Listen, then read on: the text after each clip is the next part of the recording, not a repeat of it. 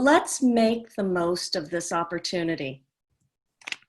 Let's build off the best research.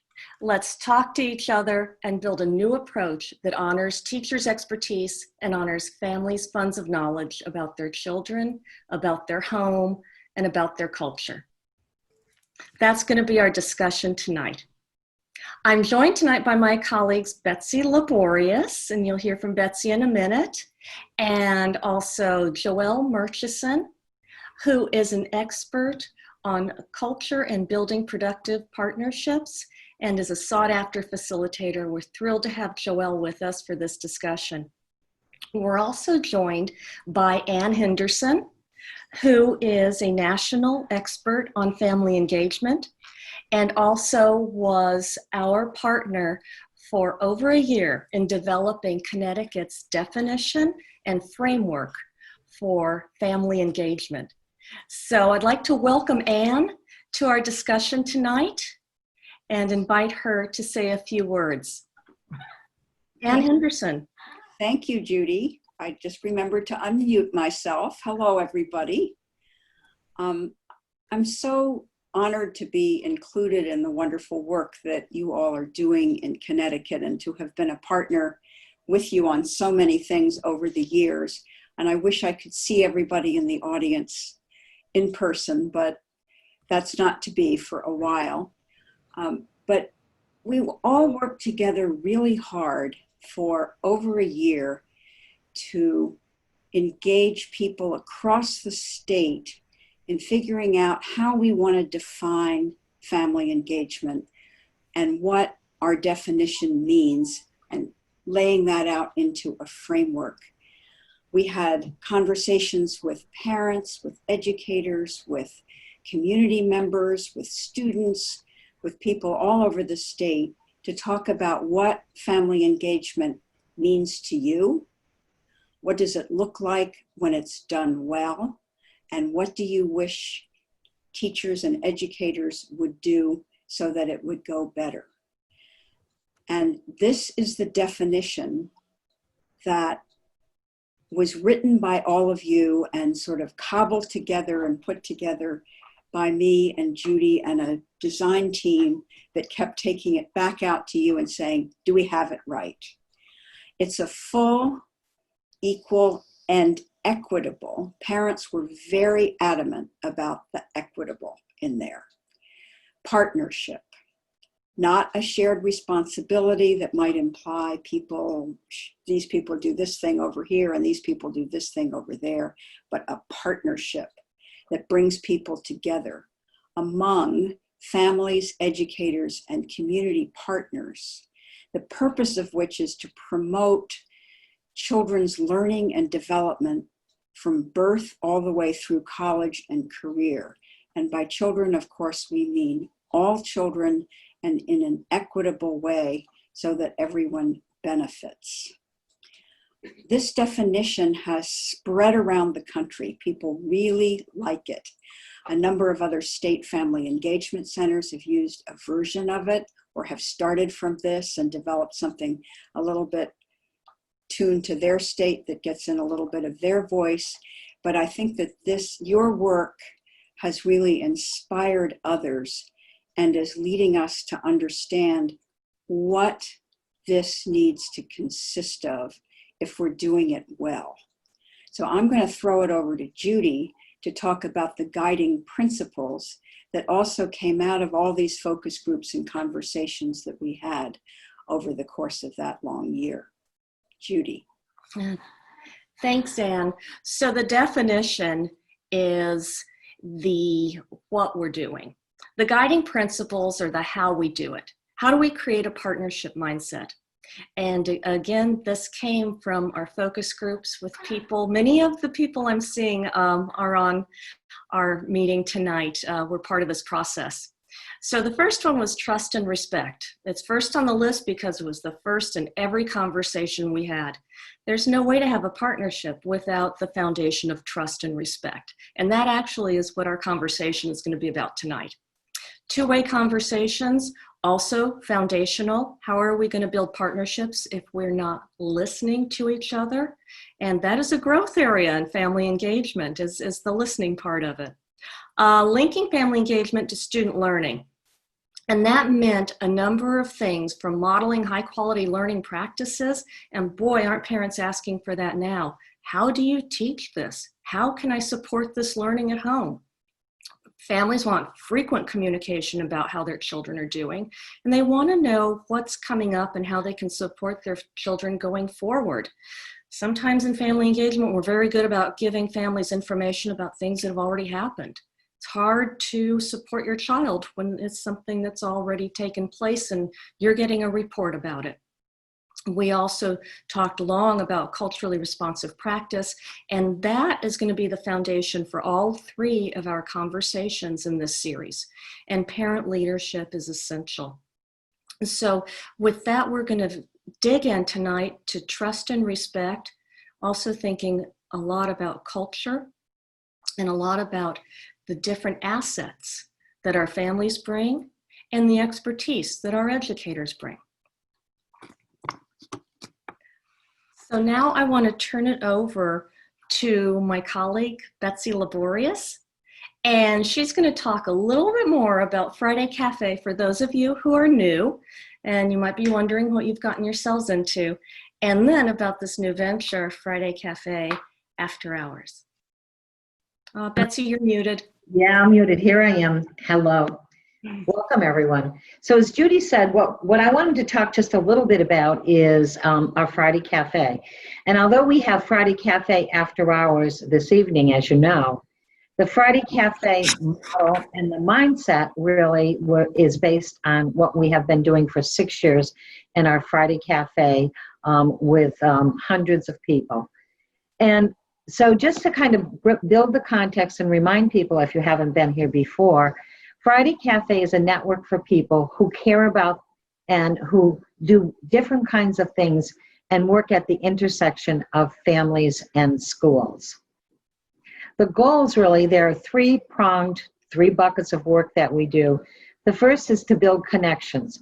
So it is a networking opportunity for people and an opportunity to really kind of share ideas. And what I've often said, particularly in this time of COVID and challenging situations, it's an opportunity for families and stakeholders, professionals who work together to get support from each other. I've often said it's kind of the oxygen mask in the airplane. You know how they tell you to first take the oxygen mask for yourself so that you're able to be available to those around you. So our building connections and our networking really supports each other as we move forward in the work. We think it's an opportunity to expand thinking and spark new ideas. Our sessions are facilitated discussions, just like tonight, and opportunities for people to think about new ideas, hear new research, and then really implement practice. And it might be based on practice that our folks in the field are doing and around family engagement. And the last piece is to build a robust identity for family engagement. And what we're hearing, and you can hear this word over and over again, is that family engagement, people who work in this area of family engagement, whether you're advocating, whether you're a parent leader, this word is coming up and people are beginning to recognize this word. And so in this field. And so that was our goal when we first started, as I said, 6 years ago. The values are non-negotiable. We're strength-based and welcoming, so that everyone who comes is welcome, and we really do, again, honor strengths and talents that people bring. It is jointly owned. When we begin to think about the themes or the sessions and who we would invite as our catalyst for the sessions, that is co-developed by our advisory council, which is made up of families and also professionals. Equal voice. Everyone who comes to Friday Cafe has a talent or an idea to share, and it's valued and honored in this environment. We really think that we are engines of generosity. In other words, good ideas are not to be kept to yourselves. Good ideas are to be shared with others, and it's restorative in the practice that we do. Thanks. Okay, Jude. Next slide. Next slide. So our evening sessions, this is our evening sessions, are actually built right on our Friday Cafe, as I said. But because of the work, again, from our advisory council members, and I want to thank them for the guidance and the direction that they've given as we move forward. And we met a little while ago, and one of the directives from our advisory council was, guess what? We need more, but let us look at this opportunity and look at it in a different time. And thus, Friday Cafe After Hours was conceived and born. So this is the first time we're doing this, and we're really excited to have you, and we welcome you to this opportunity. As you can see, this is our first session. We have another session that will be happening October 22nd, again, 7 to 8, and the last one, linking family engagement to student learning. Both Joelle and Ann Henderson will be helping us to facilitate and discuss some of the very important sessions that are coming up. So one of the things that I was asked to just talk just very, very briefly about is a survey on family engagement and some key themes. So spring, I'm sure everybody remembers this, it was kind of a grab and go, right? Sometime in March 2020, we all shut down. When that happened, we met district facilitator leaders in our state, evaluators and researchers met because we really felt that Connecticut needed to develop a survey to find out, to really look at what was going on and what were the thoughts of families and also teachers in terms of home learning.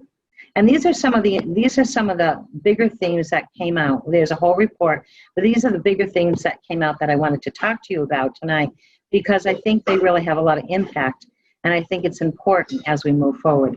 The first one is that most parents are working and helping their children with schoolwork at home, but teachers may not see the way that parents are supporting their children at home. That was one of the findings that came out of the survey. The second one is that teachers have increased their family engagement, strengthened relationships with families, and want additional resources for family engagement. This is an important finding for us. Up until this point, family engagement has not been discussed as actively or as robustly. So this made it into the top 3 of what school systems are seeking, and teachers reported. The last one is that families appreciate their teachers' support and want more communication and support for home learning, an opportunity for teacher-parent communication. In fact, what parents told us is that the person that they trusted and they went to for information was the teacher in their school. So I just think all of this is important information as we move forward, and opportunities, real opportunities at this point for authentic partnerships as we examine family engagement. Next, Jude. Yep. And so right now, it gives me great pleasure to introduce Joelle Murchison. So Joelle was, again, a name that came up from our advisory council. We had wonderful opportunity of talking with her. She has a very impressive resume and great family engagement stories. So she is an advocate and a strong supporter of our definition as far as full, equal, and equitable partnerships. And so I'd like to introduce you to Joelle Murchison. Good evening. Good evening, everyone, and thank you, Betsy and Judy, for the opportunity to engage with all of those gathered here for Friday Cafe After Hours. Now, I know some of you may be thinking, it's really Thursday. So this is Thursday, pre-Friday, Friday Eve. And so we're so glad that you all chose to join us this evening. I am going to share some content with you just after we share some rules of the road as it relates to Zoom. First of all, one of the most important pieces is that everyone remain muted. And then if you'd like, you can certainly feel free to introduce yourself in the chat box and let folks know that you're here. We will be doing breakout sessions towards the end of our time together. And in that case, we do hope that you will keep your cameras on so that you'll have an opportunity to fully engage with the individuals who will be in your small group.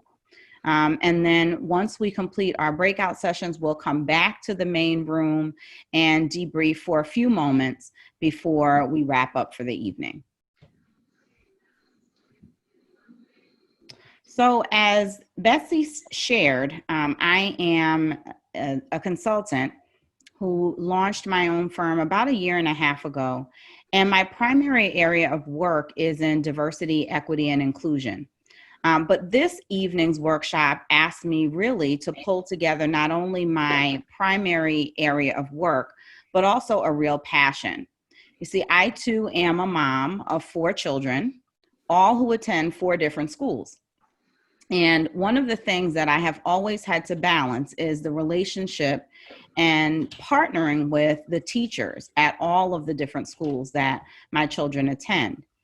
I've always understood the importance of ensuring that the teacher understood who I was, and vice versa. I think it's equally important for us to understand who the teachers are.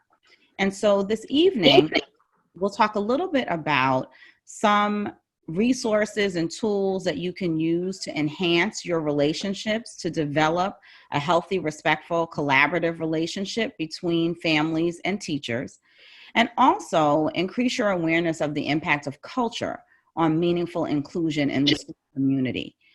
What we often think about is our personality, and that we're each different and we bring different perspectives and experiences to the table.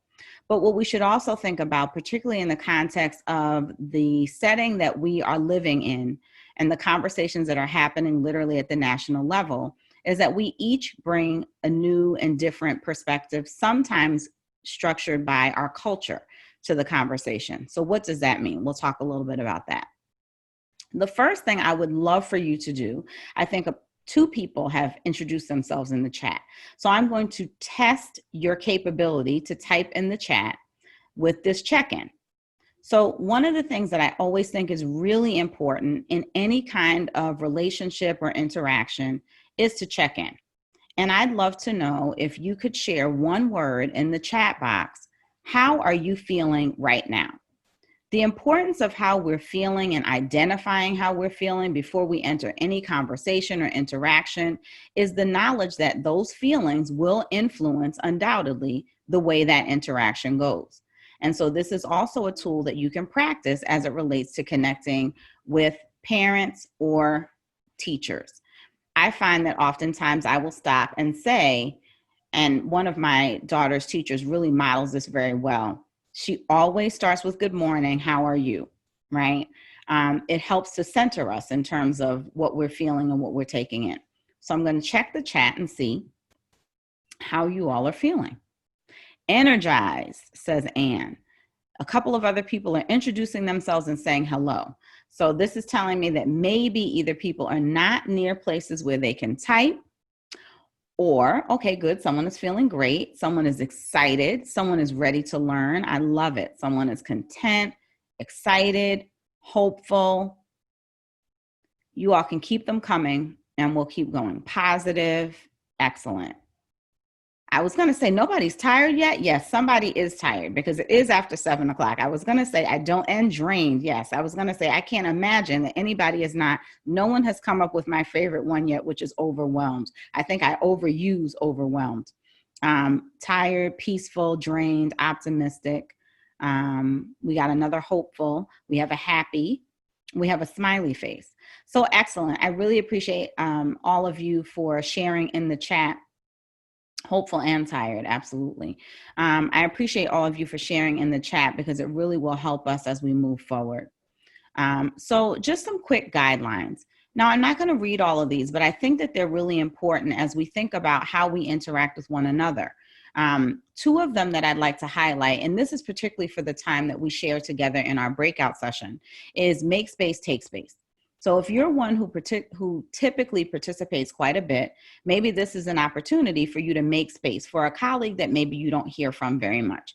If you are that person who prefers to hang back and not necessarily jump in there, I want you to take some space tonight. So use the opportunity to share with the small groups once we get there. I lied. I think I'm going to illuminate two of them. Use I statements. So oftentimes when we learn that someone is from a particular school district or school community, we already have a number of assumptions that we've made about that individual. Sometimes when we see their name, right, based upon their surname or what have you, we may make some assumptions.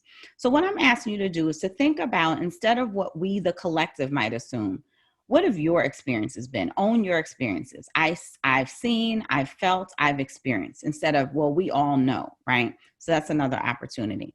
And I would also encourage you this evening to engage with curiosity. We're going to talk about some things that will help you to think, hopefully, a little bit differently about the way you interact, not only with one another, but certainly with those within your school family community. I want to share this particular term with you because you probably have heard many, many terms like diversity and equity and inclusion and engaged and all of these things and equitable thrown around a lot lately. And so I want to share one definition with you that I think is where we're striving to be. From what I understand about this family engagement or family school engagement community, I think that this actually defines quite well what this group has been moving towards. Putting our community values into action and creating an environment where all thrive and succeed. So in that, we have to learn what our values are, right? What we each hold dear from our different perspectives, and create an environment where every single one of us can be successful. So just to talk about diversity really quickly, because I think it's important, again, one of those terms we throw around, I like to show this model of an iceberg. Now, most of us, and so shout out to any of the science teachers that are on the call, probably somewhere in 7th or 8th grade learned that icebergs actually are seen, only 10% of them actually are seen above the surface of the water. The larger percentage of them are seen below the surface of the water. Actually, I should say not seen, but they exist below the surface. So ships and ocean liners and military vessels have to have very, very detailed instruments that help them to detect those things that are under the surface that they can't see, because otherwise they would be in for a very dangerous situation. I like to think about us as human beings in the same way. We all can see some things about each other. Maybe some of those things that are depicted here above the surface of the water. We might be able to determine someone's gender, their skin color, maybe their age, body size and type might give us some information. But the lion's share of information about each of us, and certainly from the perspective of teachers and families and students, is actually beneath the surface. Now, the neat thing is that over the course of the school year, teachers and students often get to know each other a little bit deeper. Perhaps the teachers get to know the students a bit more than the students get to know the teachers. But oftentimes, there's not that same type of interchange between families and teachers and vice versa. So how can we work to really intentionally begin to identify those things that exist below the surface? That if we don't do the work to learn about one another, what makes us tick, the cultures that drive us, our values and our beliefs, we could also, like that ship without following its instruments, end up in some danger. And that's the interesting piece that makes us up as people. We can see some things about each other, but there are lots of things that exist below the surface. So the guiding principles that Judy went through, the first one I think is really important as we think about this conversation tonight. Building collaborative, trusting relationships focused on learning. Now, the learning component can happen in the classroom, but also outside of the classroom. What can each of us within the context of school-family relationships learn about one another? How exactly do we build trust? Now, these suggestions fall in the document and they come from the specific guiding principles that was shared. So this is just a couple of examples, but how can you, if you can think about it, how can you develop collaborative, trusting relationships? Well, you've got to get to know people, right? And that's ultimately what happens at the end of the day. Now, we're in COVID. And the reality of living in a pandemic is that many of the things that we would typically do to get to know individuals, we're not able to do. But here's an opportunity for us to use a variety of different opportunities to learn about each other. There are three primary anchoring components, I would say, of guiding principle 1: culture, respect, and trust. We've got to learn enough about the culture that each of the individuals in the relationship hold so that we can understand their values. We have to respect one another, regardless of whether or not we come from the same background, experiences, or even geography. We must respect each other and then build trust. So an opportunity for us to ensure that as we move through our relationship, that information that is shared can be shared in a trusting environment. Ultimately, at the end of the day, culture, respect, and trust equal healthy collaborations and relationships. They tie together quite neatly, like the cords that are depicted on this slide. So on this slide, it shares a number of, the next 3 slides actually share some examples of differences in cultural norms.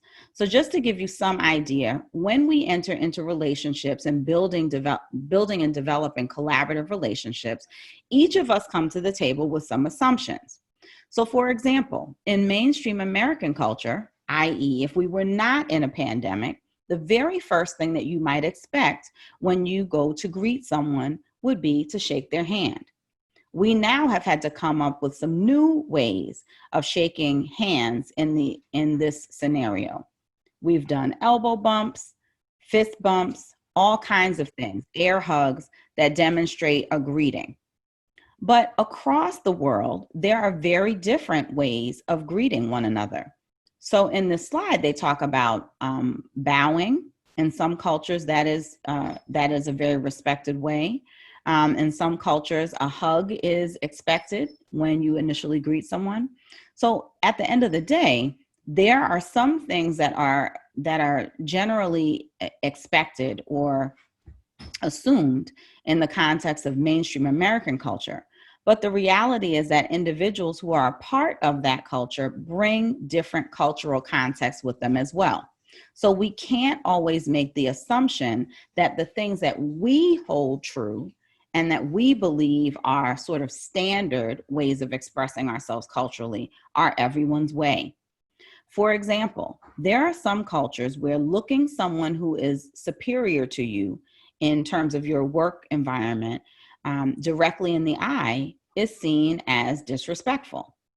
But yet in mainstream American culture, we oftentimes believe that if someone does not look you directly in the eye, they are either being disingenuous, maybe they're trying to not tell the truth, or they're being disrespectful, right? So we have to remember that sometimes the behaviors that we hold true may not be the same in all cultures. And particularly as we engage with individuals within the context of family and school community, we have to acknowledge that everyone is not coming necessarily from the same cultural background. There are a number of other examples of this in terms of style of dress, the kinds of foods that are eaten, and even time, the concept of clock time or linear time as opposed to event time. There are some cultures who are very much by the clock. So you fully expect someone to be arriving. If they say they're arriving at 8 a.m., they will be there at 8 a.m. There are other cultures that are very much focused on what we call event time. When the interaction is complete, that is when they move on to the next event. And so in the context of our interactions with one another, we have to keep in mind, as this slide references, time consciousness is relative, right? So people who are event driven will have the conversation until it's over, as opposed to operating on the clock. And so it's difficult to navigate some of those different elements of culture. Relationships at the core. Sometimes the relationships or a commitment to extended family is key. Many instances, sometimes our teachers, our school community is seen as extended family. Lots of responsibility. When trust is developed, that is something that I believe that in these relationships you can depend on.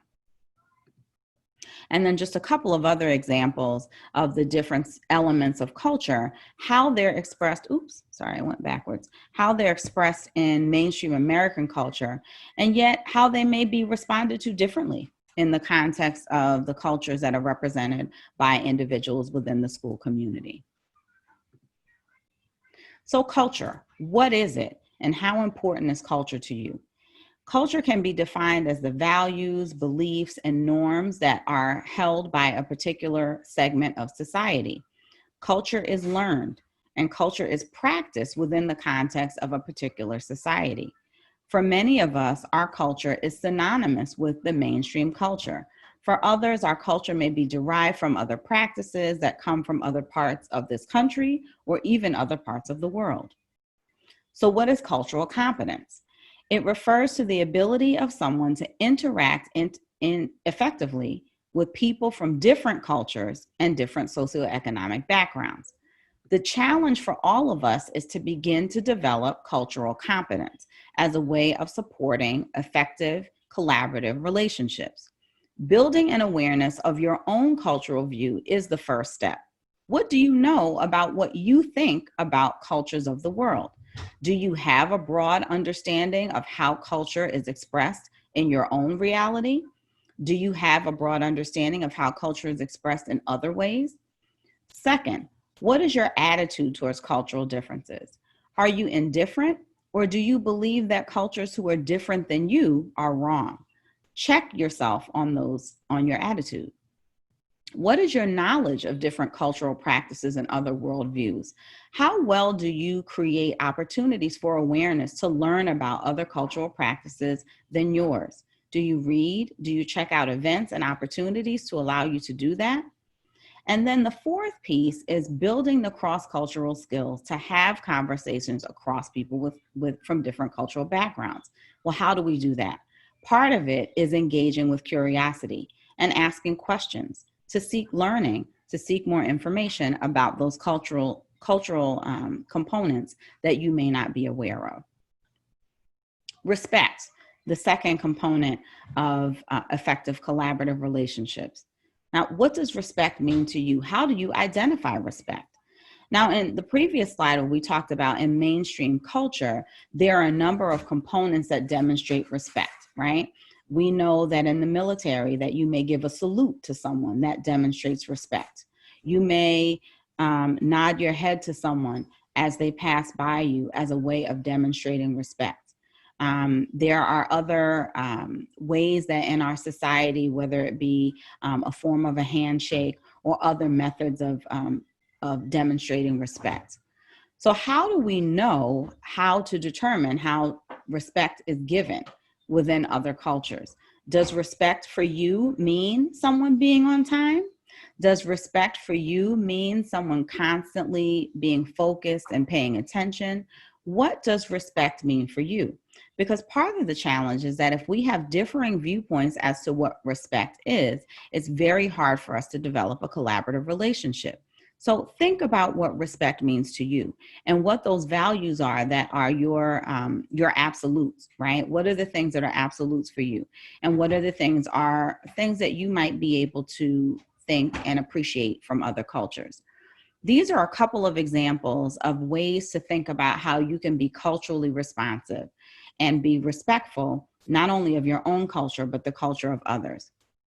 As I mentioned earlier, developing cultural self-awareness, learning to appreciate and value diverse views, avoid imposing your own values, making assumptions about what other people should be doing based upon how you do it, resist stereotyping when you have an opportunity to connect with someone new, whether teacher or family member, etc. Ask questions and resist the stereotyping. Learn when you can, take advantage of all the resources that will allow you to learn more about individuals you're connecting with, and also be willing to accept that you just might not know. There's a lot of information out there that realistically we don't even know, and we don't even know that we don't know it. So there's a lot of information out there for us that could potentially stand in the way of an effective relationship, but that also is out there for the taking. And then the third component is trust. What does trust mean to you, and how important is trust in developing effective relationships? A couple of the ways to build trust across cultures. Some of the barriers to trust include lack of face-to-face contact. You all will laugh after we get through this slide. Language barriers, lack of information sharing, over-reliance on email as opposed to conversation, and failure to address the different cultures within the group. Well, at least two of these things are our realities in our pandemic lifestyle. First of all, we have almost no face-to-face contact or very little, and we have had to rely on email as well as Zoom in terms of making our connections. Now, what are some of those challenges? At least with Zoom, we have the ability to see people's faces, because we know that in conversations via email or text message, some of the translation is often lost. We miss people's facial expressions or body language that gives us cues into how people are reacting. But those are some of the things that allow us to build trust. One of the other challenging things in the pandemic is that many families from some cultural backgrounds find food as a way to build connection and as a way to build relationships. And in this scenario, we are unable to share in that fashion. And so we've had to really shift and pivot a bit in this pandemic that we're experiencing in terms of finding ways that we can build trust across different cultures. But communication, by far and away, still stands as one of the most important things to do. And when there is an issue or a challenge or a misunderstanding, communication is always the best way to resolve it.